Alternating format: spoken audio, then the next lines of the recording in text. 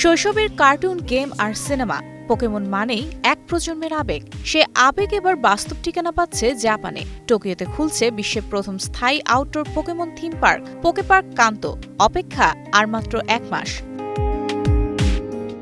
আগামী ৫ ফেব্রুয়ারি টোকিওর জনপ্রিয় বিনোদন কেন্দ্র ইয়োমিরোল্যান্ডে আনুষ্ঠানিকভাবে যাত্রা শুরু করছে পোকেপার্ক কান্তো। প্রায় ২.৬ হেক্টর এলাকা জুড়ে নির্মিত এই পার্কে ভাগ করা হয়েছে দুটি আলাদা জোনে।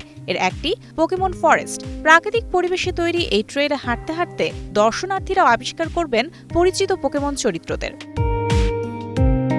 অন্য জোনটি সেজ টাউন। এখানে রয়েছে পোকেমন থিমের দোকান, লাইভ শো, খাবারের আউটলেট আর এক্সক্লুসিভ মার্চেন্ডাইজ, যা এই পার্ক ছাড়া আর কোথাও পাওয়া যাবে না। টিকিটের জন্য আবেদন শুরু হয়েছে ২১ নভেম্বর ২০২৫ থেকে। ফুল অ্যাক্সেসের পাশাপাশি শুধু সেজ টাউন ঘুরে দেখার টিকিট রয়েছে। চাহিদা বেশি হয় আগেভাগে আবেদন করার পরামর্শ দিচ্ছেন আয়োজকরা।